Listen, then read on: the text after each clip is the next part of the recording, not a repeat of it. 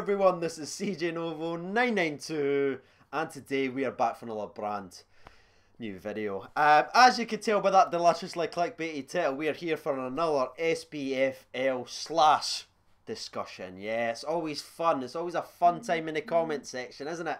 I can already feel some of you have just looked at the title, you have read about this somewhere, and you are writing vile. And okay, that's fair. That's fair, that's part and parcel of the game. But the people that's going to take the time to actually watch the video, I'd be greatly appreciated if you could smash a like button, subscribe, and if you're new, I think we're only 3 away from 10,000, 1100. 10,900.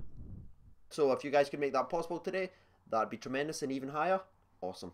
If you give it a chance, I'm going to hopefully just try and explain myself, because it is a fun little topic to talk about. No one really does these sort of things because of the backlash, so I thought it'd be interesting to discuss it. So yeah, let's get into it, shall we? We're going to be talking about, obviously, are Celtic sort of overrated, or is their dominance sort of overblown? Yes, they've went undefeated. Last season they were like a very, very good team. I think this team, they're still a good team, but I don't think they're as great as the Scottish media, Chris Sutton, the BT Sports superstars, all think that they actually are. And the reason I'm going to talk about that is because they're only 7 points clear. Yes, they've got a game in hand, but if we start talking about ifs and maybes, we can start talking about the incorrect goal decision against Hearts. Another 3 points, that's down to 4.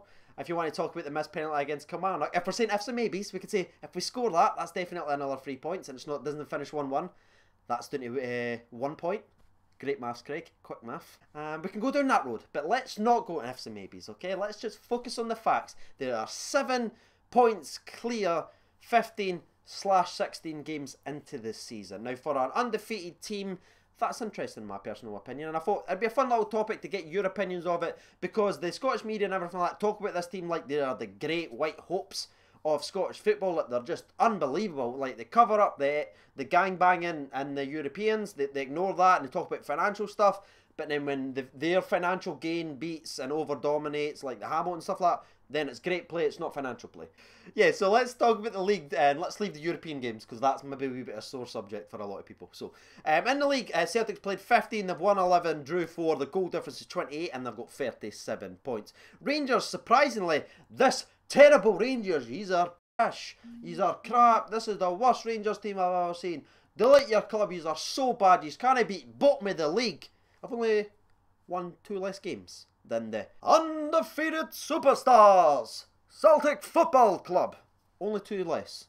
They've got 3 draws and obviously the 4 losses, which 2 came previously. Their inability to win 3 games in a row versus this megastar. Apparently, if you just look at Scottish media, if you just read things on BBC Sport, it's just absolutely ridiculous. That's interesting to me. I genuinely do find these sort of things interesting. People can laugh and joke about our league and say it's tin pot and everything like that. And maybe it is. Maybe the fact that Rangers are unable to win 3 games in a row for, what is it, 47, 48 games now overall since they've won 3 games in a row. And yet they're second place, only 7 points. That's 5. 7 points behind the undefeated superstars of Celtic Football Club. My whole point in this video, again, I just wanted it to be a short little discussion type video.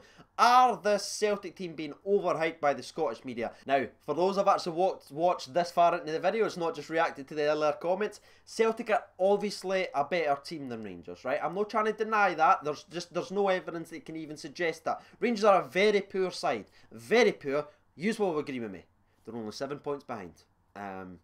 Celtic are going to finish 20-25 points clear, I think, by the end of the season, because you just don't know with Rangers Football Club what they're actually going to do. They're just, you didn't care what's happening in January, you didn't care who's coming in as manager. I've kind of stuck to the belief that it's going to be McInnes for the last 2 months, but it's still not happened as of yet when I'm currently making this video. You just don't know what's going to happen. It's just such a weird club, like it really is. But again, you've gone through all this turmoil, you're so bad, you get ridiculed on BT Sport Live all the time, Sutton takes digs, these guys take digs on Twitter, these former players, has-beens that now are trying to make themselves like a pundit, trying to get on that Chris Sutton money by being confrontational and everything like that, taking digs at Rangers. But all I've got to say back to you is, it's 7 points.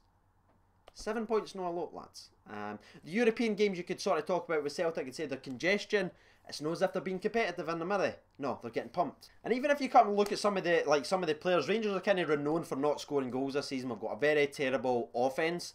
But if you look at it, Josh Windass, who scored and assisted more than Griffiths, Dembele, St Clair, who they all want to be called up for England and everything like that. Josh Windass, he only plays the 60th minute most games.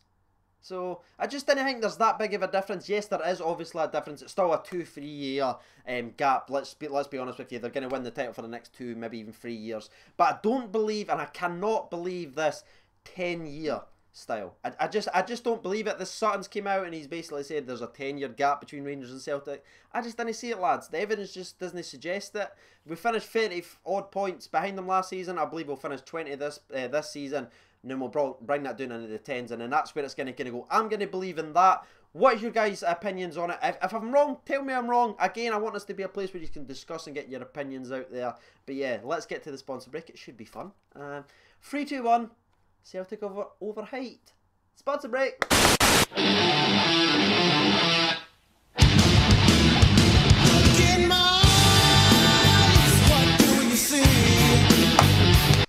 Bang. Cue Celtic like pumping us in December, like 5-1 again, and then this video just popping. I can just see it. I may have forgot to edit this in, so yeah, seamless transition. So the actual tweet itself said, "This shall be fun with Rangers and Aberdeen being only 7 points behind Celtic. They are undefeated. Yeah, both have horrendous form. Is the 10-year gap from Sutton etc. overblown?" So let's read what some of the comments tell us. Stevie Brown chips with, "I don't think there is a gap as big as they say it is. It is still quite a big gap, but shortening faster than they have spoken about by the so-called experts." Fair enough, mate. Yes, there is a gap, but I'm the same as you, mate. I just don't think it's as big as everyone keeps telling us it is. Still a very good sign. It's going to take 2 or 3 years, I'd say, to catch them. But yeah, the 10-year thing, utter BS.